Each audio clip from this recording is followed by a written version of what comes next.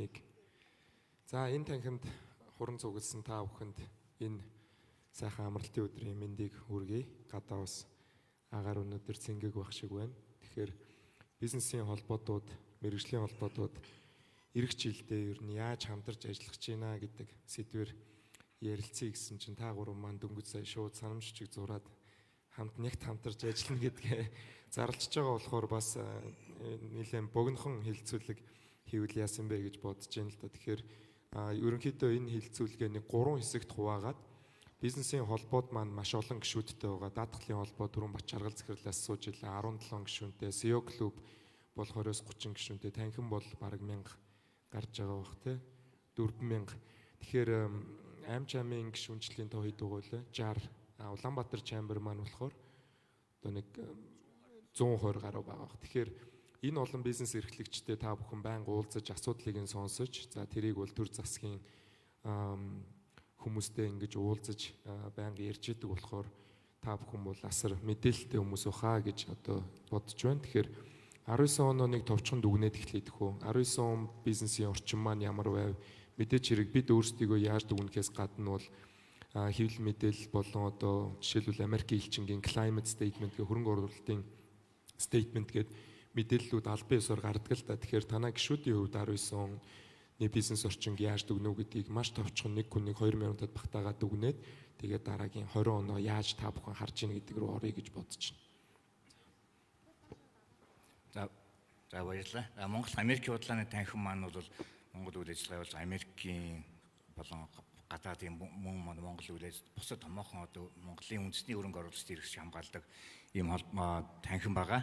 За тэгээ 19 он маань ерөнхийдөө бас манай гишүүдийн зүгээс харж байгаа бас тийм ер нь байдал маань хоёрдмол байсан байна. Байдалтай байсан болов уу гэж бид нар харж байгаа. Нэг талаасаа бол тийм ээ макро түвшиндээ бол мэдээж улс орн маань бас харьцангуй эдийн засгийн өсөлттэй байлаа. Валютын нөөц маань 4 тэрбум гаруй $10 нөөцтэй боллоо. Тийм ээ харьцангуй инфляцийн түвшин гайгүй үрийн удирдлага маань сайн байлаа гэсэн иймэрхүү бас эерэг одоо макро үзүүлэлтүүд гарсан байна.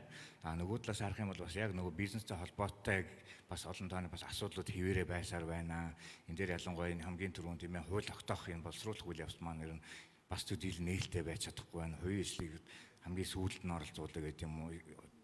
Явцсан хүрээнд төр маань ерөнхийдөө өөрөө хууль санаачлаад за энэ хуулийг танаас хандлаа өгөх байдлаар хувийн эслийн ялангуяа томоохон бизнес холбоот компаниудыг сүүлд нь оролцуулах юм бас хандлага маань хэвээрээ байгаад байна. За уул уурхайтай холбоот их нэлээд асуудал гарлаа тийм ээ. Ялангуяа энэ гадны хөрөнгө оруулалтын ерөөсөө хамгийн гол хардаг ерөөсөө оюутлагын асуудал маань энэ жилчингаа ерөөсөө яригдлаа.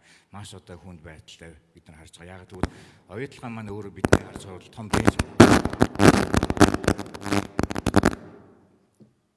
бенчмарк байгаа. Яг тэгвэл оюутлагуудтай хэрхэн оюутлагад хандж байна тэрнээс оюутлагуудтай хэрхэн харж байгаас хамаараа бусад гадаадын хөрөнгө бол Монгол орж ирэх үү гэдэг ийм байдал байгаад байгаа. За тэгээд төрийн зүгээс ерөнхийдөө хариуцлага болоорхай гэж энэ их нэлээд ярьлаа. За тэгээд энэний хүрээнд бол мэдээж хэрэг төрийн зүгээ тавих шаардлага нь зөв. За хувийн эсэл маань мэдээж тийм байгаль орчны нөхөн зэргийг үйл ажиллагаа явуулах хэрэгтэй. Ийм хариуцлагатай байх хэрэгтэй боловч төр маань өөрөө эргээд бас хариуцлагатай байх хэрэгтэй тийм ээ. Төрийн зүгээс тэр хүлээс үүргээ дурсан гэрээгээр гээд ирэх юм биелүүлж байна гэдэг иймэрхүү бас асуудлууд байлаа. За тэгээд бас харамсалтай юм хамгийн сүүл энэ саарл жагсаал гэдэг юм руу Монгол улс маань орчлоо. Тэгэхээр энэ дээр бол яг хуу нэг 19 он дүнж байгаа учраас бол энэ 19 оны сүүл бас нэг ийм харамсалтай иймэрхүү үйл явдал болчихлоо. Тэгэхээр ер нь бол ийм хоёрдмол одоо ерөнхийдөө байдалтай. Нэг талаасаа бас олд амжилтууд байна. Нөгөө талаасаа бас төрийн зүгээс яг зоригтой тийм хувьс чиглэсэн тийм реформ шин чанартай хөрөнгө оруулалтын эрх хамгаалсан үйл явц механизм байна вэ гэхээр яг хөрөнгө оруулалтын эрх хамгаалалт зөвлөгөөд байна. Тэр маань 10 оноос хойш хэдүүлэн үйл ажиллагаа явуулсангүй. Тэгээд таасан дээр нэг санаачлал байна. Бодит байдлыг тэн хийчихгүй бас нэг тийм хоёрдмол байдалтай байгаа юм болов уу гэж харагдлаа. Энэ амраа дарагтаа би үндэсний худалдаа аж үйлдвэрийн танхимын ерөнхийлөгчийн сонгуульд 2 сард өрсөлдөж байсан. Сонгуулиар амраа маань ерөнхийлөгчийн ажлыг аваад өнөөдөр танхим дээр бол өөрчлөлтүүдийг хийгээд ажиллаж байгаа. SEO клуб тусдаа явдаг байсан том компаниудад төлөөлөд Улаанбаатар хотын танхим тусдаа үйл ажиллагаа явуулж байсан. Тэгэд бизнесийн орчин өөрөө сайжрахгүй байна. Одоо нэг үгүй хэлэхэд өнөөдөр доллар яг ханш унаад байна гэдэг маань бидний орлого багасаад улс нөгөө зарлахгүйгээр хууль гаргахгүйгээр татвараа бол аваад байна. Өөрийг нэмгэлээд байна гэсэн үг. Нөгөө иргэдэд өгдөг, төлдөг тэр хоорондоо төлбөр тооцоо хийж байгаа валюта хямдруулаад байна. Өнөөдөр гадаад хөрөнгө оруулалт бол үндсэндээ татарсан. Гадаад хөрөнгө оруулалтыг бид нэр амжилттайгаар хөөж явуулсан. Гадаад хөрөнгө оруулалт зогсхолоор бүр таг зогсвол юу болдгийг бол бид нар 90-ад онд мэднэ. Огт хөрөнгө оруулалт байхгүй. За тэгээд энэ 2013-аас 14 оноос 15, 16 онд бид нар эдийн засгаа агштал хөрөнгө оруулагчдын ажлыг бол зогсоож байсан. Энэ хинт ч сайн биш. Япон улс, Америк улс, Хятад улс тэр их мөнгөтэй байж гадны хөрөнгө оруулалтыг дэмжиж байдаг нь өөрөө цаанаа утга учиртай байдаг. Тэгээ тэрийг монголчууд ойлгох, ухаарах тийм он жилүүд байсан. Тэгэд гүйцэд ухаарахгүй байна. Бизнес рүүгээ дэндүү их дайрчин давшилж байна. Баялаг бүтээгчид нь дандаа буруу зуруугаар хилүүлдэг. Тэгээд өөрсдийнхөө байр суурь, эрх ашигыг хамгаалах тийм үр дүнтэй арга хэлбэрийг ердөөсөө олж авч чадахгүй байгаа. Бизнесүүд талбай дээр гараад жагсдаггүй. Бизнесүүд ажиллаа хийдэг, өдөр шөнөжөнгөө.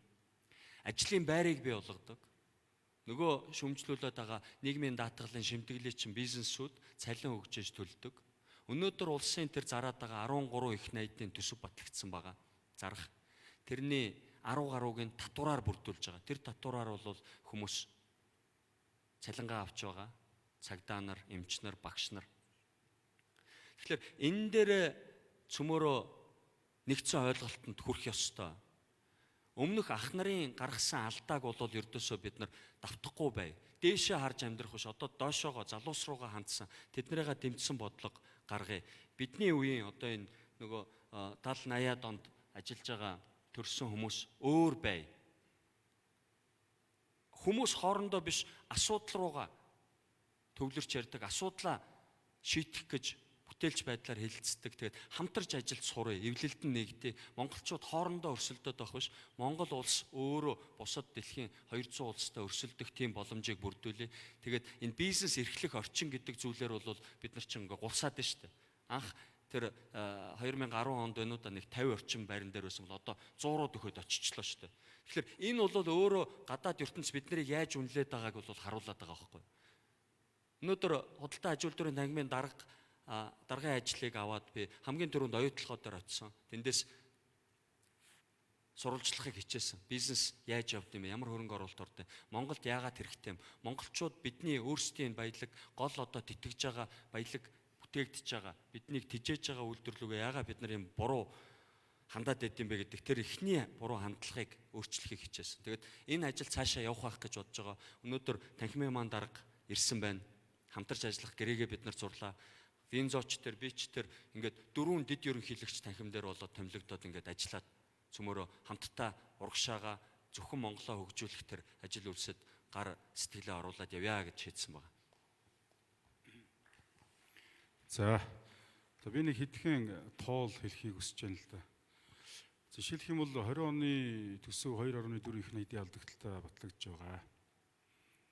За энэ нэгдүгээр факт. Гадаадын хөрөнгө оруулалт бол үндсэндээ тэг хэмжээрээр хүрсэн.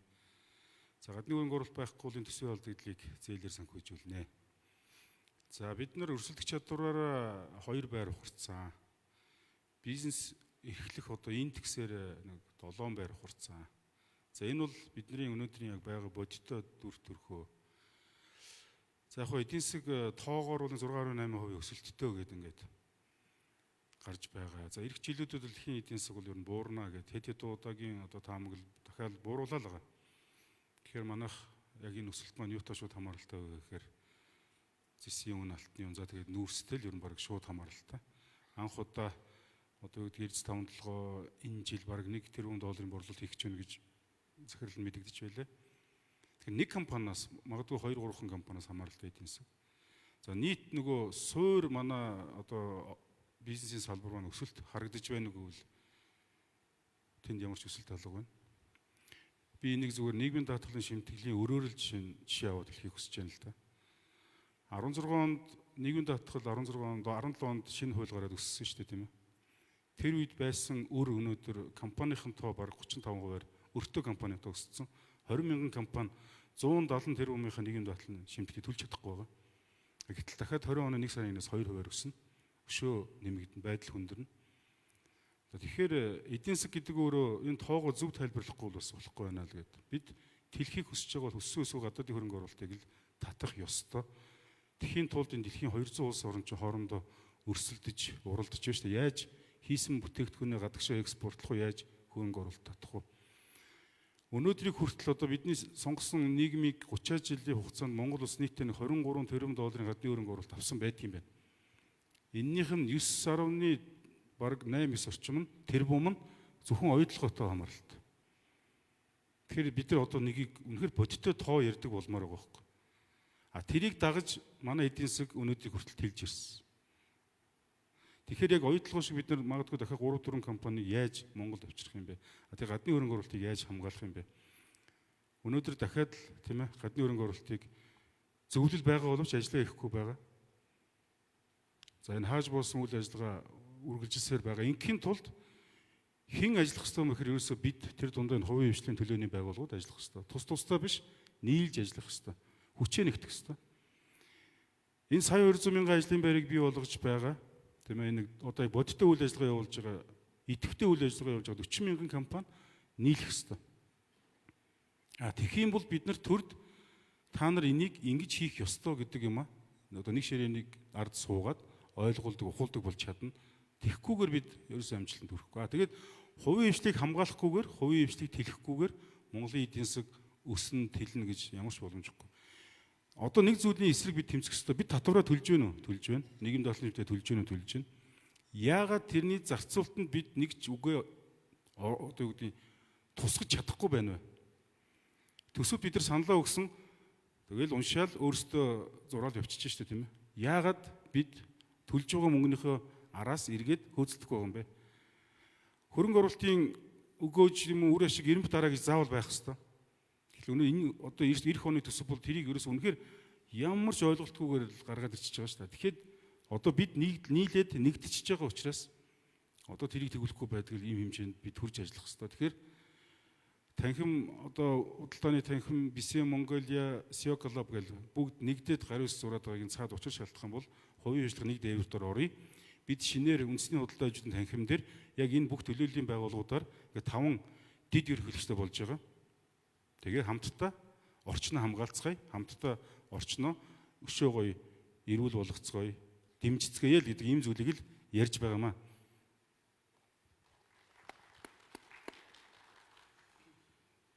Санал нэг байна. Сая ингээд бас олон улсын судалгаа тайлангуудын бас үр дүнгийг хуваалцж байна. Тэгээ практик тал дээрээ би бас нэлээд олон бизнесийнхэнтэй өнгөрсөн саруудад уулзж байхад за татвар нийгмийн даатгалын өргүү компани баг баахгүй байна. Угаасаа орлогын тасалтаад ингээд өргөн хоримтлагтаад эхэлсэн. За нэг компани бол жишээ нь эх жилийнхаа төсөв дээр Америк долларын төгрөгтэй харьцах хан шиг бүр 3000-аар төлөвлөж байна. Бүр ийм одоо пессимисттэй одоо гутран гэм үзэлтэй байж байна. Тэгээд авилгын индексийг харж байсан. Панам гэдэг улстай яг адилхан дэлхийд дээр авилгын индексээр хамгийн сүүлж агссан байна. Панамыг бид нар юугаараа мэддэг вэ? Offshore account, offshore dance гэдгээр нь мэддэг. Бүр тийм төвшөнд л одоо манай орчин ерөөхдөө байна. Гэхдээ нөгөө талаас орчин ямар байсан бэ гэхээр хасах гэдэг дүн тавина. Яагаад вэ гэхээр боломж нь байгаа мөртлөө тэр боломжн дээр төр өөр аягүй их орж ирж байна л да. Сая бас нэг гарсан судалгаагаар дотоодын нийт бүтээгдэхүүн төрийн одоо оруулж байгаа хувь нэмэр нь бараг 70% руу төгсөж байна л да. Тэгээ уг нь бол хувийн хвшилчин одоо хаалтан дотор тоглоомор хэлээд цаг сайхан байхад 70-80% нь бүрдүүлдэг гэсэн. Одоо эсрэгээр баг нөгөө хуучин системийн юу шиг тийм эдийн засгийн бүтц рүү одоо сайн анзаарах юм бол том тоогоор ингээд багаар ингээд явж байна. Тэгээ энэ өөрөө тийм эрүүл одоо үзэгдэл гэж би ерөөсөө бодохгүй байна. Тэгээ дээрэс нь энэ одоо хуучин бол бид нар бизнес эдийн засгийн ярихаар баялагын тэгш бус хуваарлалт, орлогын ялгаа гэж ярьдаг байсан бол одоо боломжийн тэгш бус хуваарлалт алдагдсан боломжийн өртөг гэдэг үгнүүд аягүй их яригдж байна л да. Мөрөөрөө явж байгаа энэ бизнес эрхэлж байгаа хүмүүс яаж одоо юу гэдэг тэр одоо сая жидүүгийн скандал гарлаа шүү дээ, тийм. Яаж одоо тэр баг хүүгүй шахуу мөнгө аваад эргэлдүүлж байгаа хүмүүстэй бид нар одоо шударгаар өрсөлдөх юм бэ? Ямар ч боломжгүй байхгүй, тийм. Энэ мэтчлэн одоо зүйлүүдээс болоод манай энэ орчин өөрөө юм эрүүл бус булангартай хിവэрэ байгаа учраас бизнесийн орчингийн ерөнхий энэ дунд ингээд яг 2 гар 2 үлөө хөдөлгөө тархиа ажилуулад адилхан одоо өрсөлдөнд ихэд бол энэ өөрөө баг байж болшгүй тийм хэцүү одоо нөхцөл байдал байгаа. Гэхдээ нөгөө талд юм гендэ болон гоондоо гэж ярьдаг. Бид нар энэ чинь ингээд бас дахиад таалан дотор гоншигноод ингээд суугаад байх ёсгүй юм байлээ. Иргэний оролцоо гэдэг шиг бид нар бизнесийн байгууллагууд өөрсдөө хоорондоо нэгдээд мэрэгжлийн холбоод илүү хүчрэхийг болоод бид нар өөрсдөө чадварчих хэвээр юм байлээ. Тэгээд асуудлыг шүүмжлэх биш шийдвэр гаргадаг хүмүүс төр бид нар өөрсдөө шийдэлтэйг очих хэвээр юм байлээ. Тийм учраас бидний энэ нэгдэл өнөөдөр бий болж байгаа. Нэлээд олон сайд, ерөнхий сайдуудаас ч бид нар уулж ирсэн. Яг үнэнгээл хэлж байгаа бид нар. Та нар ингээд том компаниуд нь тусдаа ороод ирчдэг. Бизнесийн холбоод нь хэдэн ч холбоо байдیں۔ Тэ 10, 20, 30 холбоо байдаг. Тусдаа орж ирээд өөр юм яриад идэг. Тэн дундаас ч бид нар шийдэл гаргаж чадахгүй байна. Төрийн шийдвэр гаргаж чадахгүй байна. Нэгнийх нь нэмий дэмжчихэр нөгөөх нь дэмжээгүй юм шиг болоод. Тэгэхээр та нар өөрсдөө ингээд нэг хоолойтой, нэг voice-той болоо. Бизнесээгаа өөрсдөө дотроо нэгдэж учраа олж үнцнээ бий болгоо гэдэг бодиттой юг тавьсан. Бид нар тэр утгаараа ингээд хуучин бол бид нар хамтарч ажилдаг байсан.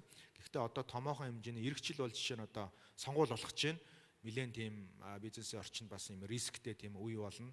Тийм учраас бид нар нэгдээд бодит ажил хэрэг болгоод хамгийн багадаа сонгуульд орж байгаа улс төрийн намууд мөрөө төлбөрт нь бизнесийн орчныг одоо хадгал эрүүл болгохын тулд хамгийн багадаа ийм ажил хийн шүү гэдэг одоо зүйлүүдийг хүртэл бид нар хийж ингэж улс төрийн намуудыг бид нар шахах болно.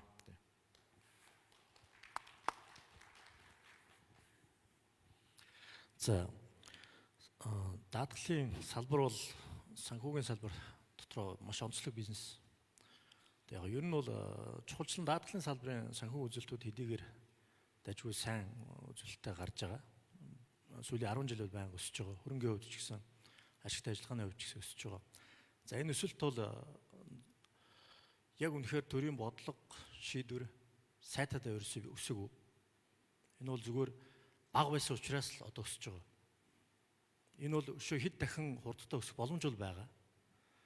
Өнгөрсөн жилийн хугацаанд бизнесийн орчинд бидний хийх гээд энэ даатгалын салбарыг хөгжүүлэх гэж зорьсон гол ажил бол хууль тогтоомжийн өөрчлөлтийг одоо энэ дэлхийн улсуудын хэмжээнд авч өөрчлөё.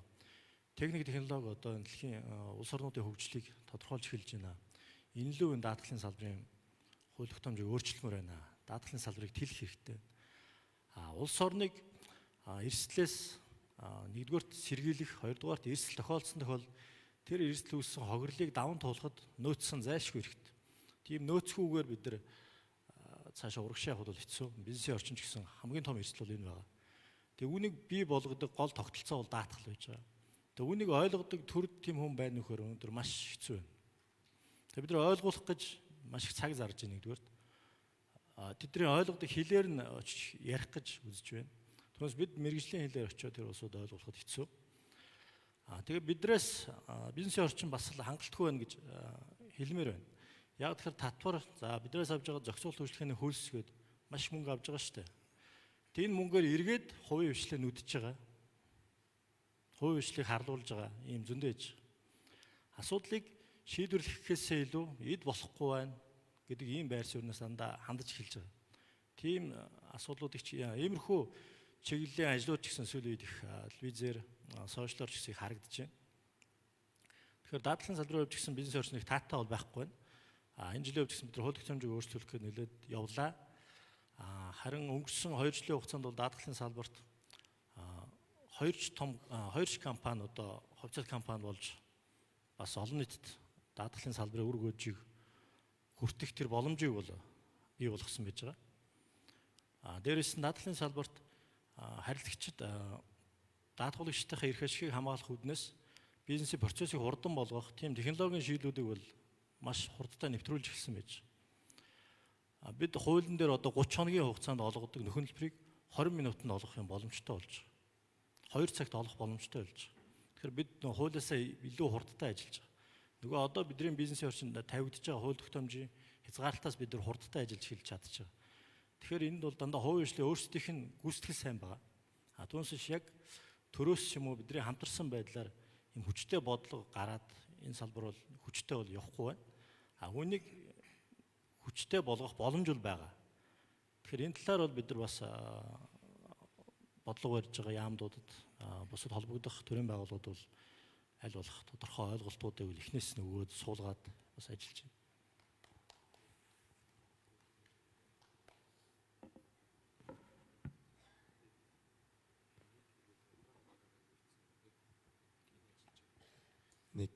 энд ажиллаж байна. За баярлалаа. Тэгэхээр 2019 оны үед бол бизнесийн орчин бол таагүй байсан. За төрийн оролцоо бол нэлээд нэмэгдсэн гэдэг зүйлүүдийг хэллээ. Тэгэхээр 20 онд бол бид бүхэн шинэ үндсэн хууль хэрэгжиж эхэлнэ. Сонгуулийн жил байгаа. Сонгуулийн жил бол олон жилийн туршлага дээрээс бол хөрөнгө оруулалт татахад бас хүндрэлтэй байдаг. За мөн бас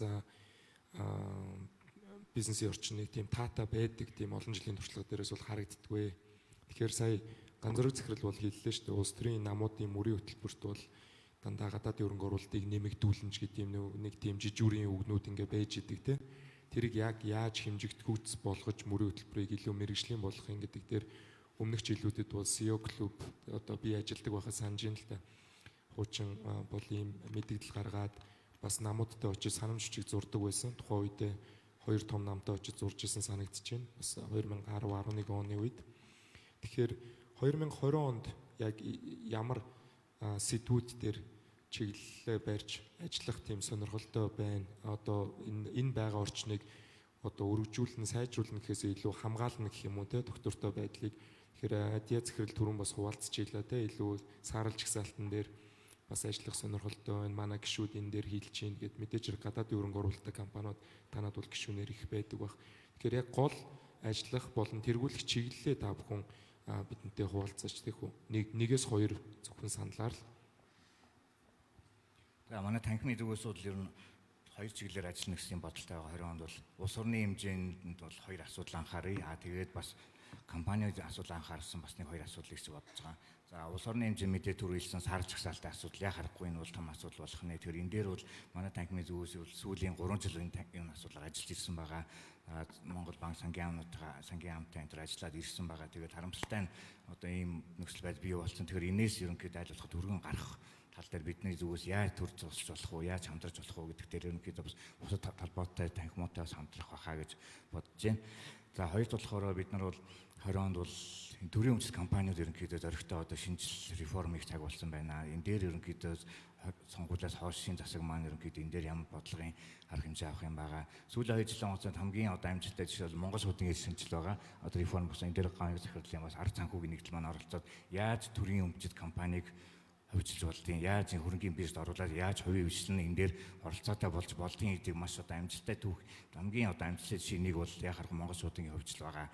Тэгэхээр иймэрхүү байдлаар цаашдаа юм өмчил одоо төрийн өмчийг задлмаар байна. Яг өнөөдөр Эрдэнэс Монгол маань ерөөсөө өнөөдөр том мангас болчихлоо. Бүх орохгүй одоо доор нь байхгүй охин компаниуд бол тийм алтны газар яваар элемент юм байна. Ингээд ерөөсөө ямар нэгэн шинэ асуудал гараад ирэнгүүт нь ерөөсөө Эрдэнэс Монголын доор нэг л охин компани шинээр бий болоод байгаа жишээ. Тэгэхээр төр маань өөр аюул том тоглогч болоод төр маань хувийн шилдэг өрсөлдөд ийм одоо хүнд байдал үүсэж байгаа ч гэсэн бид нарын төрийн өмчит компаниудыг үнэхээр зоригтой шинжил зоригтой реформ хийгээд яагаад сонгуулийн дараа бүрдсэн засгийн газар маань бол аюул олон нийтийн итгэлтэй байх нь тэр итгэл байгаа үед бол зоригтой реформ шинжилгээг хийгээсэй гэж бид нар хүсэж байгаа.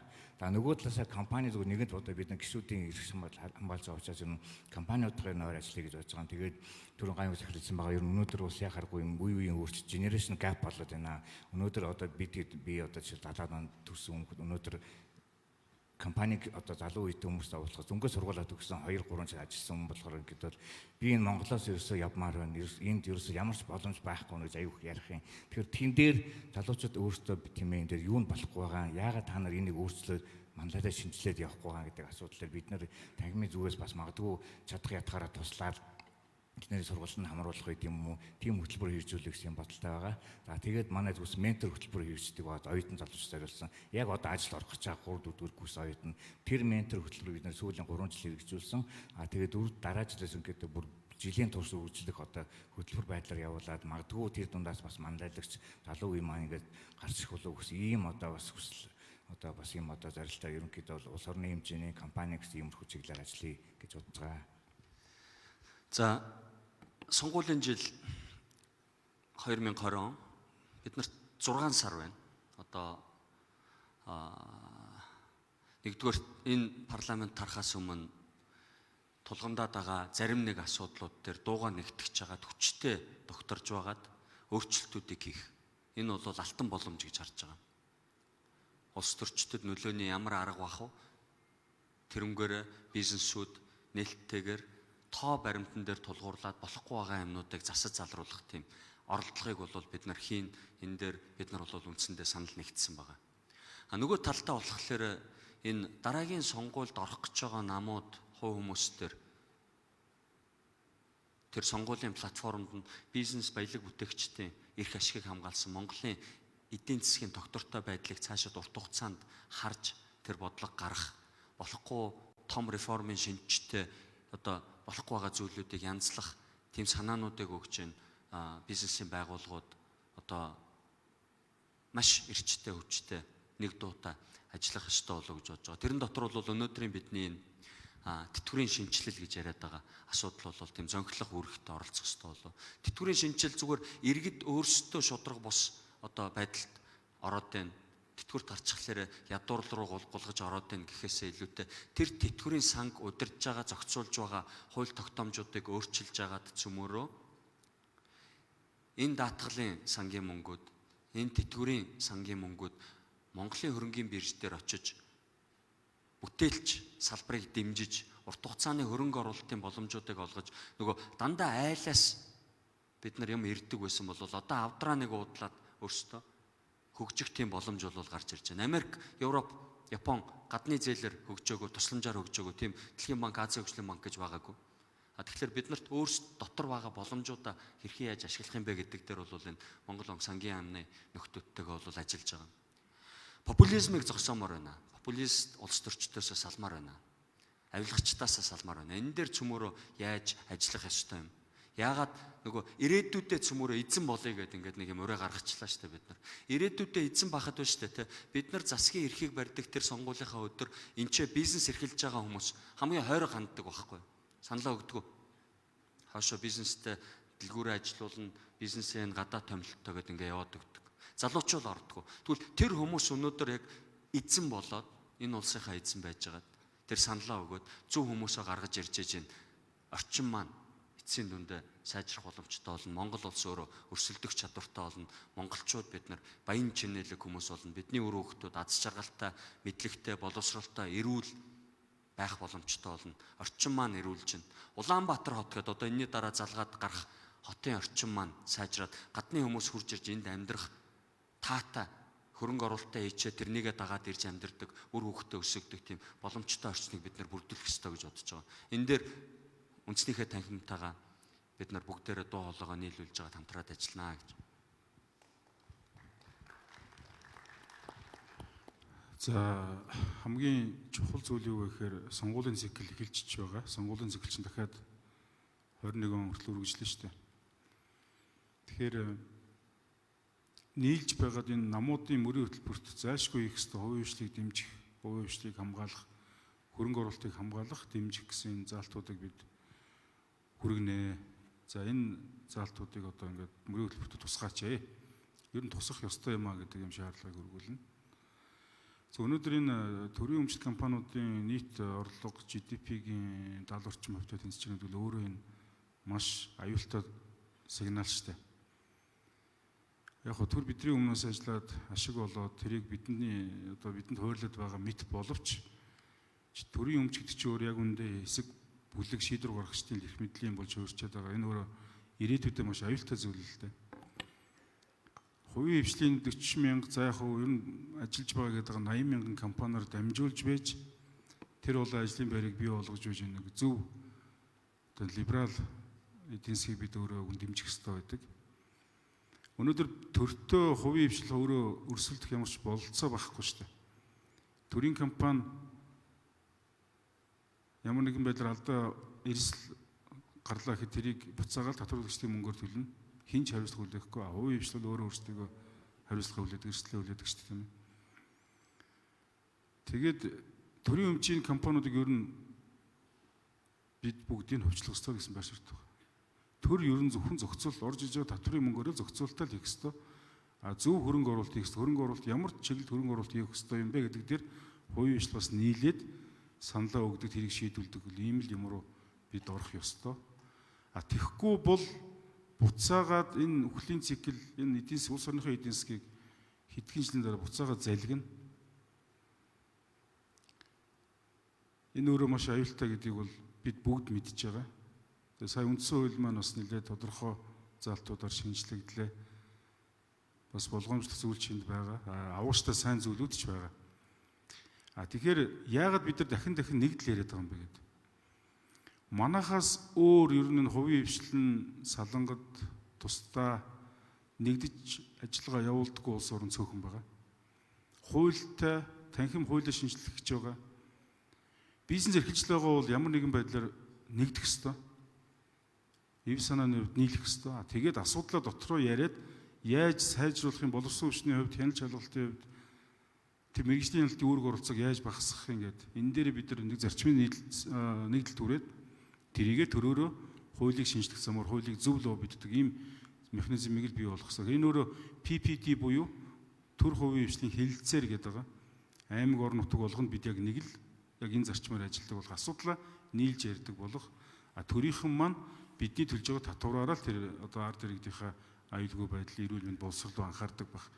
Тэгэхээр эндээс нэг санаа гарч ирж байгаа. Ерөөсөө индастри чемберуудыг байгуулъя. Ерөөс салбарын танхимуудыг байгуулъя. Тэгээ бодлогын хувьд үндэсний танхим, хотын танхим бодлогын хувьд тэрийг аваа явдаг бол энэ бол өөрөө бидний хөгжлийн дараагийн гарц гэж харж байгаа. Тэгэхээр ганц зөрөг захирлаас саяын асуултыг бүр илүү наривчлаад суучмаар байна л да. Мэдээч хэрэг үндсэн хуулийн өөрчлөлт маань бол үндсэн хуулийн эдийн засаг гэдэг хилцүүлэг их бага өрнөлөө гэдэг шүүмжлэл бол бас хүмүүс хэлж байсан. Илүү засаглал тал руугаа шинжилгүүд орлоо гэдэг. Энэ дээр бол мэдээч хэрэг бид бүхэн хэвлэл мэдээллээр одоо ажлын хэсэгт ажилласан хуульчдаас маш их мэдээлэл ярилцлагуудыг сонссон те. Тэгэхээр яг энэ дагаж одоо энэ хавар одоо батлагдах 30 гаруй хууль гэхээр их хурл маань бас нэлээд завгүй ажиллана. За мэдээч хэрэг дахин сонгуультай нэр дэвших хүмүүс маань сонгуулийн циклдээ ороод ажиллах бах те. Тэгэхээр нэлээд тийм завгүй хавар болох юм шиг санагдаад байна. Тэгэхээр танаа гишүүн байгууллагуудын хувьд энэ дагаж мөрдөж гарах хуулиуд дээр яг алин дээр нь илүү их фокуслаж ажиллах сонирхолтой. Жишээлбэл SEO клуб өмнө нь бол бас төр хувийн хэмжээний хамтын ажиллагааны хуулийн төсөл дээр бол саналууд өгдөг байсан л да. Одоо бол миний ойлгож байгаагаар Монголын худалдаа аж үйлдвэрийн танхим бол яг албан ёсоор хувийн хвшлийг төлөөлж хуулийн төсөл санал өгөх ёстой гэдэг. Тэгэхээр хуулийн тухай хууль мөрдөгдөж эхэлнэ. Хөдөлмөрийн үндэсний доод хэмжээ, он гарангууд сарын дараа өснө, нийгмийн даатгалын шимт гэдэл өснө тий. Тэгэхээр энэ дээрээс яг танаа гишүүдийн тэр тусмаа том татвар төлөгч бизнесүүдийн яг энэ хуулийг энэ дээр бид бүхэн яг саналаа илүү тусгамаар байна гэдэг яг ажиллаж байгаа хуулийн төслийг та онцлооч. Яг энэ хуулийн төсөл гэхээсээ илүүтэйгээр ерөөхдөө 3 зүйл дээр эх хон төвлөрч ажиллах тийм сонирхол хүсэл шаардлага байгаа. Эхнийх нь болохоор би яг энэ ажлыг 2-3 жилийн өмнө гавь захирлаас аваад бүх гишүүдтэйгээ уулзаад яг надаас яг юу хүсэж чинь CEO клуб ер нь яг юу хийх ёстой вэ тэ гишүүн байгууллагуудаа яг ямар юм өгөөж өгөх ёстой вэ гэхэд баг 99% нь хэлсэн юм нь олон нийтийг соён гээгэрүүлэх гэж хариулсан.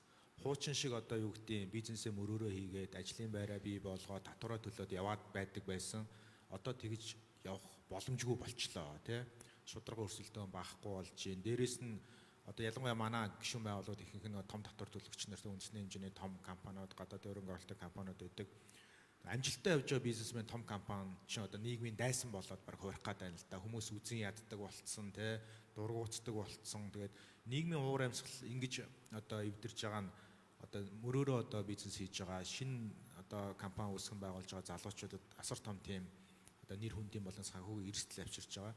Тэгэхээр олон нийтэд чиглэсэн одоо соён гээгэрүүлэхийн компанид ажлуудыг те хэвлэл мэдээллийнхэнтэйгээс их ойрхон ажиллаж түүгээрээ дамжуулж олон нийт гэдэг чинь одоо улс төрчдөд сонгогч нар ч те сонгогч нарын боловсролыг дэвшлүүлэх тал дээр ингээд нэлээд хэдэн төсөл дээр ажлыг ярьж байгаа тийм санаа байгаа. Энийгээ би бас зөвхөн CEO клуб гэлтгүүгээр бүгдээрээ нийлж байгаа бизнесийн холбоо дундаасаа энэ төслүүд дээр хамтарч ажиллах хэрэгтэй байна гэж би ясаа бодосуулаа.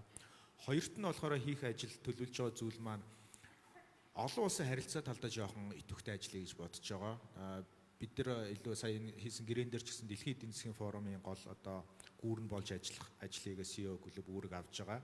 Бид нар уг нь нэлээд идэвхтэй яваад тэнцэнэ бас улс орноос сурталчлаад те эдийн засаг талаас нь нэлээд том одоо гэрээ хэлцэл их боломжуудын донд орж явж байсан боловч харамсалтай сүүлийн 2 жил ерөнхийдөө энэ өндөр түвшний уулзалтууд Давост очдог, тэгээ ерөнхийлөгчийн төсөнд очдог энэ уулзалтууд бас нэлээд одоо цуслагдах те тэр төвшнөөс ухрах тийм зүйлээ. Тэгээ энийг бол зайлшгүй сэргээх хэрэгтэй. Бид нар гадаад орчинтой өөрсдөө харьцуулж ижил хөгжинэ.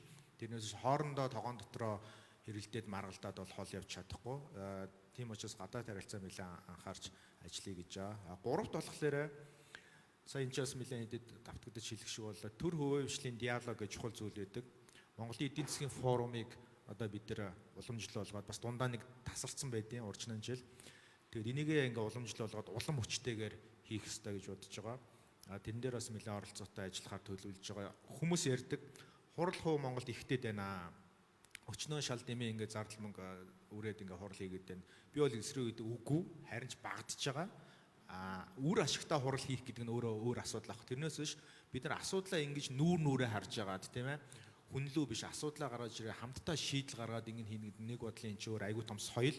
Тэгэхгүй хин ч гэсэн одоо юу гэдэг сошиал медиагийн араас хүн шүмжлээс суух шиг амархан байхгүй. Тэгэхээр энэ оролцоогоо яг бодиттой болгоод өөрсдөө яг нэгдээд одоо эхний ингээд илэрлэн ингээд бизнесийн холбоод нэгдэх одоо хамтарч бүх нөөцөө те хувааж хамтдаа хуваарлж ажиллах ингээд хилцэл төрж ийн гэдэг нь бас дараагийн том алхам. Одоо бид нар яг одоо төлөвлөгөө гараад бодиттой үйлдэл хийх ажил руу 20 он нэлээд завгүй орох байхаа гэж бодож байна. За баярлалаа. Бачаргал захирлаас бас асуултаа арай өөр болгоё. Төр одоо хувийн хвшилтэд орж ирж өрсөлдөж чинь төр маань ийм байна, тийм байна гэж одоо маань захирлууд маань нэлээх ярьлаа л да. Гэхдээ эргээд бас бизнес өөрөө өөрсдийгөө бас заримдаа толинд харах хэрэгтэй байх те.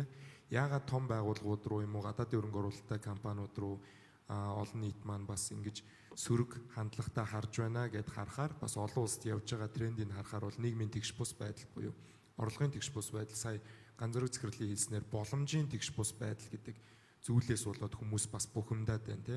Энэ хүн муухай харагдаад байна. Энэ том компани бас муухай харагдаад байж болно. Тэгэхээр бизнесүүд маань бас ганцхан энэ хүнээс болоод би болохгүй байна. Хууль болохгүй болохоор маазах зээл томрохгүй байна гэхээсээ гадна яг ийм хямралын үед бол өөрсдийгөө нөө төв вэ гэж яриад байгаа шүү дээ. Финтекийн хувьд өөрсдийгөө эргэж харах, ёс зүйн кодоо дээшлүүлэхтэй. Одоо бизнесийн байгууллага одоо хүнийг илүү цагаар илүү ажилуулад байна ч гэдэм үү. Тэгэхээр даатгалын салбар бол ихтгэл дээр явдаг байгаа. Тэгэхээр тэрэн лүүгээ хандсан бас ажил одоо ассоциацууд яаж хийд юм бэ? Зөвхөн гишүүдээ сонсоод ах юм бол одоо зөвхөн захиалсан дууг нь л бас хийгээд байна шүү дээ. Эргээд үгүй та нар энэ дээрээ сайжрах хэрэгтэй байна гэж одоо удирдлага авч явж байгаа хүмүүс маань бас тийм шаардлага тавих манлайлаад явж байгаа нэгнээсээ суралцах тийм ажлууд бас та 20 он төлөвлөж гэнэ үү? Жишээлбэл даатгалын компаниуд дээр бол иргэдийн итгэл бол бас харцангуй сул байдаг те. Эргээд нөхөн олгоор авах процесс нь удаан ч гэдэг юм уу те. Тэгэхээр тийм түгээмэл шүүмжлэлүүдийг л би яриад байна л да. Тэгэхээр тиймэрхүү ажлууд ер нь төлөвлөгдөж байгаа юм. За баярлалаа. За холбоодын хувьд бол тэгэхээр бид нэг 3 үндсэн чиглэлээр бол илүүтэй ажиллахыг зорж байгаа. Нэгдүгээрт бол салбараа манлайлах хэрэгтэй. Яг тухайн салбараа. Тэгээ нөгөө төр бол бодлого тодорхойлдог байгууллага ерөөсөө биш. Тэгэхээр тэнд төр ийм бодлого тодорхойлооч гэдэг ойлголтыг бид нар авчирч нь бол нэгдүгээр ажиллаж байгаа. Хоёрдугаарх нь бол мэдээж төлөөлөх эрх үүрэг гэж байгаа. Төлөөлөх гэдэг бол зөвхөн нөгөө гишүүдэд төлөөлж байгаа асуудал ерөөсөө биш. Энэ бол тухайн зах зээлээ төлөөлөх гэдэг асуудал. Зах зээл бүх оролцогч байгаа тийм. Хэрэглэгчээс ахуулаад хөрөнгө оруулагч туслан гүйцэтгэж бүгд байж байгаа. Тэгэхээр энэ том эрх ашигыг нэгдүгээрт бас төлөөлж бид нар асуудлыг төр давж бас ярих шаардлагатай байна. Гурав дахь нь мэдээж энд бас яригдж соён гэгэрүүлэх гэж. Тэгээ нөгөө мэрэгжлийн улсуудаа мэрэгшүүлэх, чадварчуулахаас гадна түүний хүртэж байгаа, өгөөжөнд хүртэж байгаа том зах зээлийг өөрийн соён гэгэрүүлэх гэж бас чухал байж байгаа. Тэгэхээр энэ гурван чиглэлийн үндсэн дээр бид юу их хэрэгтэй гэдэг дээр бол ёс зүйн кодекс гэдэг асуудал бол энэ мэрэгжлийн холбоод бол зайлшгүй байгаа. Энэ бол хуулиас гадна энэ тухайн мэрэгжлийн холбоод ажиллаж байгаа гишүүд бол энэ кодексоо заавал байрж ажиллах хэрэгтэй гэдэг. Тэгвэл бол нэгдүгээр мэдээж олон нийтийн өмнө хүлээж байгаа амлалт гэдэг юм байх хэрэгтэй. Хоёрт бол хувьцаа эзэмшигч хөрөнгө оруулсан улсуудынхаа өмнө бид нар юу амлаж чадах юм. Гуравдугаарт энэ олон ажлын байр бий болгох хэрэгтэй. Энэ ажилтнуудаа бид нар хуулийн хүрээнд юуг амлаж чадах юм гэдэг асуулт яригдж байна. За тэгээд цаашаа мэдээж хэрэглэгч нартай яг манай үйлчлэгээ явж байгаа хэрэглэгч нарт бид нар юу амлах юм гэдэг. Тэгэхээр энэ амлалтуудаа биелүүлж гин үгүй юу, чадахгүй байна уу? Тэр хуулийг зөрчиж гин үү? Энэ ёс зүйн кодексыг зөрчиж гин үгүй юу гэдгийг тэр олон улсад яаж хэмжээд байна гэхээр ерөөсөө үүнийг олон нийт ил тодл болгож байгаа. Ил тод шүүмжилж байгаа. Хин хичнээн гомдол авдаг юм. Ямар чиглэлийн үйлчлэгэн дээр гомдлууд их гаргаад байгаа. Тэр нь олон нийт ил байх юм бол хэрэглэгч өөрөөсөө сонголттой ихэд амархан болчихно. За энэ компаниуд энэ асуудал дээр бол ерөөсөө явдаггүй юм байна. Тэгэхээр энэ компанийг сонгох те боломж байхгүй юм байна гэдэг асуудлуудаа гаргаад тавьчихна. Тэгэхээр энэ чиглэлээр бол бид нар ёсон кодексоо нэлээд хүчтэй болгоод боловсруулсан. Одоо үүнийг олон дагаж мөрдүүлэх, бүгд үүнийгээ хүлээн зөвшөөрөөд ажиллах гэдэг юм асуудал шаардлага болгогдолтой тавигдчихаг. Тийм асуудлыг нэг хийх байна. За баярлалаа. Тэгэхээр бидэнд бас маш богино хугацаа үлдсэн болохоор заалнаас бас нэг 2-3 асуулт авч идэх үү. Тэгээд энэ хүү хилцүүлгийн өндөрлөе. Бас дараагийн хэсэг дээр мань Улаанбаатар хотын эдийн засаг гэдэг хилцүүлэг төлөвлөгдсөн байгаа юм байна. Худалдааны танхимуудаас сонирхож байгаа асуултаа асуух бизнес эрхлэгчид байна. Апп дээр асуулт асуучих болж байгаа те. Тэгээд энэ дэлгэцэн дээр хэрэгцээ манай нөхдүүд асуултыг гаргахчвал бүр амарч байж магадгүй.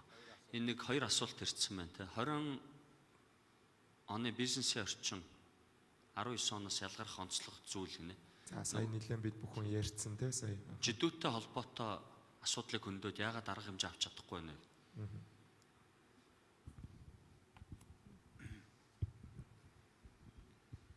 Ер нь жидүү гэдэг юм дэмжсэн сангууд бол байх ёстой гэдэг дээр бид санал нэг байгаа. Ер нь аливаа бизнес эхлүүлж байгаа юм уу, бизнес хийж байгаа хүмүүс жилийн 20-с дээш хувийн хүүтэйгээр үйл ажиллагаа явуулна гэдэг бол маш хүнд. Бид саяхан бас энэ талаар уулзалт ярилцлага хийж байхад чи нэг зүйл яригдчихлээ л дээ. Ажилчдаа төлж байгаа цалин тэрнээс банкны хүү төлж байгаа зардал 2 бараг банкны хүүгийн зардал 2 дахин өндөр байна. Тэгэхээр компани үйл ажиллагаа хэвээ явуулах боломж олцоог санхүүгийн зардал өндөр байгаа талбарт хүнд байна гэдэг. Жидүүд бол өөрт нь буруу байхгүй. Жидүүг хэрэгжүүлж байгаа тэр төрийн байгууллага нь буруу байсан. Ер нь яагаад тэрийг бас төрийн байгууллага хэрэгжүүлэх ёстой гэж гэдэг асуудал гараад ирж байгаа юм л та. Огт бизнес хийж үзээгүй, аль нь боломжтой юм, боломжгүй юм гэдгийг мэдэхгүй төрийн нэг албан хаагч зөвхөн даргын өгсөн тушаалын дагуу шалгуулалт явуулаад байгаа чинь өөрөө л буцаад буруу болчиход байгаа юм. Тэгэхээр энэ сан буцаад бидний төлж байгаа татвараар л бий болж байгаа сан шүү дээ. Сангийн менежментийг нь зөв явуулах, журмыг сайжруулах хэрэгтэй. Сая бас харьцангуй одоо нээлттэй байдлаар явагдсан. Энд бол одоо хувийн хвшийн төлөөлөлт жишээлх юм бол танхим албан ёс ордын шалгуулалтанд оролцсон. Гэхдээ хэлбэр нь дахиад л буруу байгаа юм. Дахиад л тэнд байгаа яам дэлж байгаа хэдэн хүмүүс тэр төслийг бодиттой бодгүй, боломжтой боломжгүй гэдгийг л дүгнчихэд байгаа юм.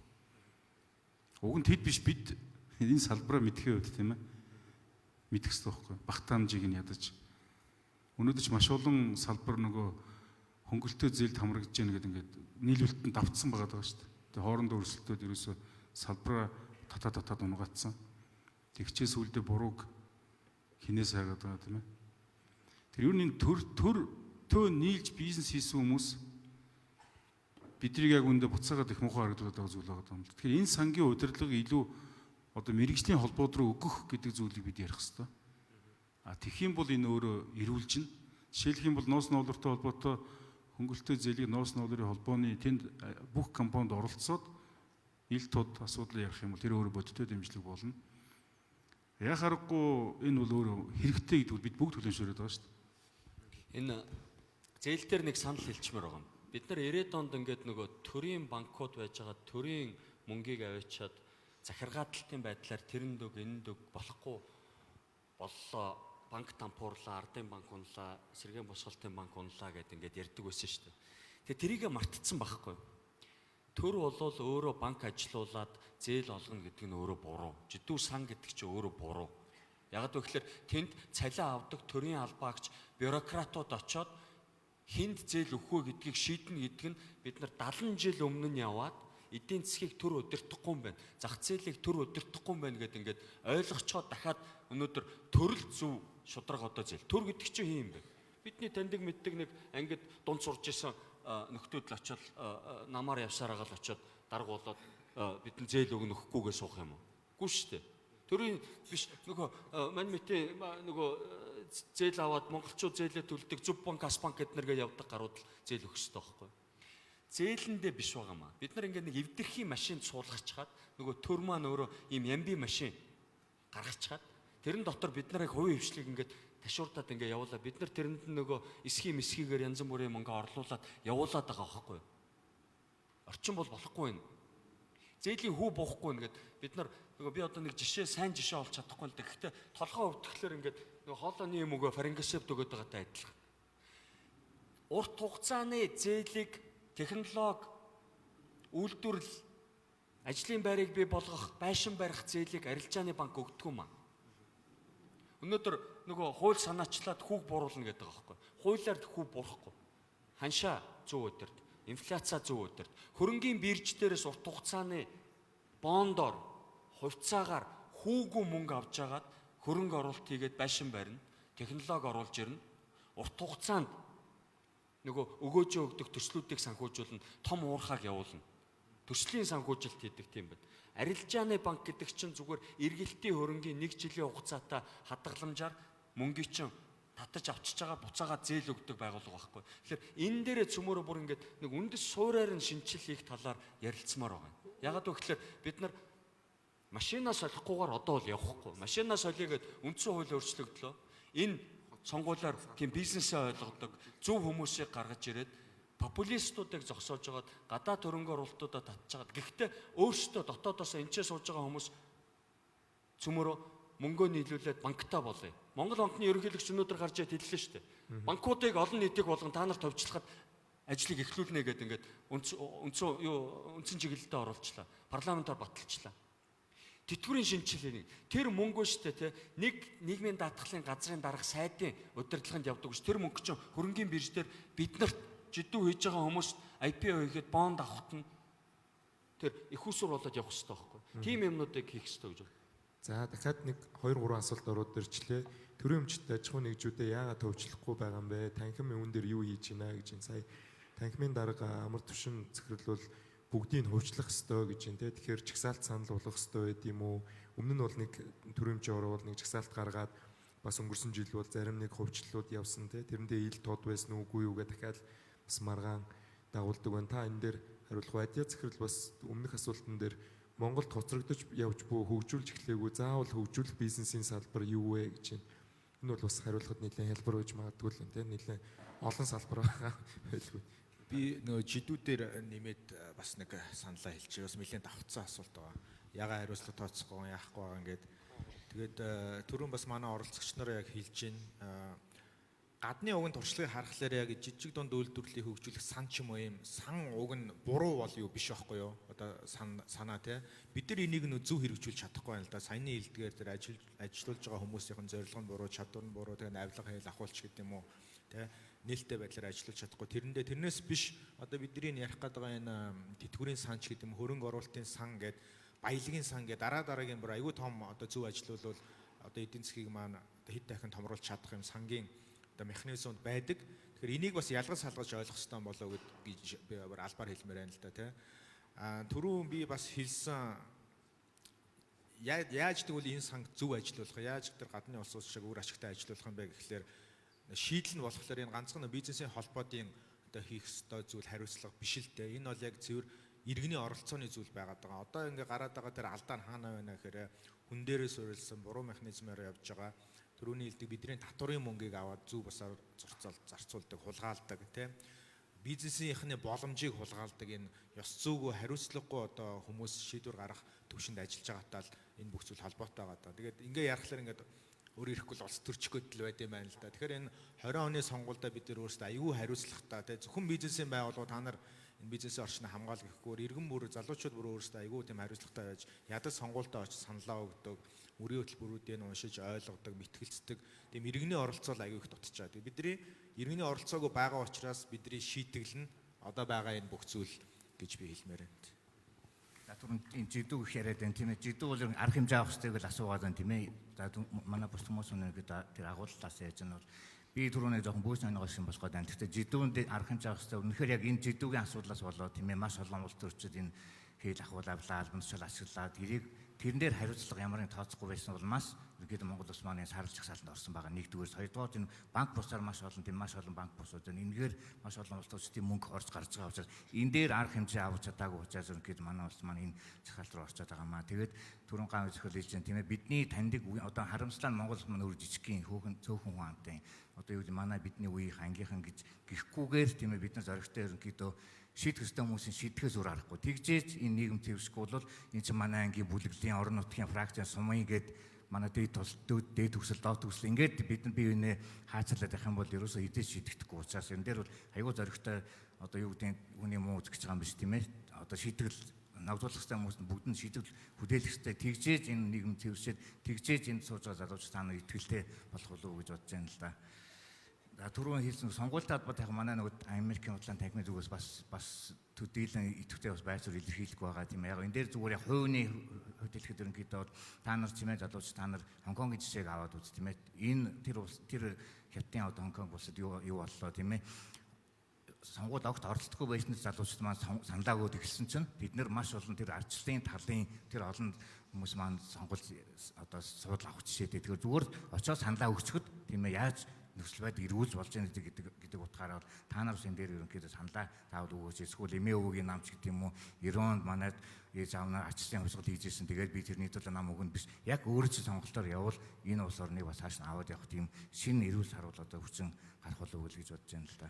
За зохион байгуулагчдын зүгээс намайг бас өндөрлөөрөө гэж байна. Тэгээ цагаа барихын тулд манай салбар хилцүүлэг маань жоохон та бүхний бас 20 оныгоо харах ирээдүйн эх жилийн ойрын хугацааны төлөвлөлтөнд бас хэрэг болох үс мэдээлэл байсан бахаа гэж найдаж байна. Бид харамсалтай нь тийм сайхан өөдрөг юмнуудыг ярьж чадсангүй. Гэхдээ хийх ажил бол их байгаа юм байна. Тэгээд мэргэжлийн холбоотуудын үүрэг роль бол бизнесийн салбарыг хамгаалахад те одоо баялаг бүтээгч хөрөнгө оруулалтыг хамгаалахад бол маш өндөр үүрэг хариуцлагатай тэр үүрэг хариуцлага бас энэ удирдаад явж байгаа хүмүүс маань маш сайн ойлгож байгаа юм байна гэдэг итгэл үнэмшил надад бол төрлөө бизнесийн салбарт ажиллаж байгаа хүний хувьд тэгэхээр та бүхэндээ цаг гаргаж ирсэнд маш их баярлалаа.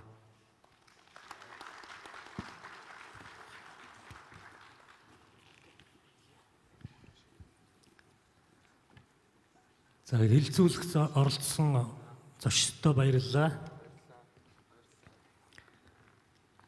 Зэрэгэлдээ танхимд захиргач хамгаа сайртай хүнийхээ төлөө би юу хийж чадах вэ? Алаг бяцхан үрээ би яаж хамгаалж чадах вэ? Хайр гэдэг хамгийн нандин үг, халамж гэдэг хамгийн зөөлөн үүрэгтэй нийлээд амьдрал болтгоо. Тэгвэл хайр халамжийн минь нэгэн хэсэг нь гэр бүлийнхээ эрүүл мэндийг хамгаалах даатгал болог. Хамгийн бүхнийхээ төлөө, ирээдүйнхээ төлөө энэ сүрийг нээе. Монголын эрүүл мэндийн даатгалын бүх компаниуд энэ сүрт нэгдлээ. Даатгал бол дархлаа. Энэ сүрт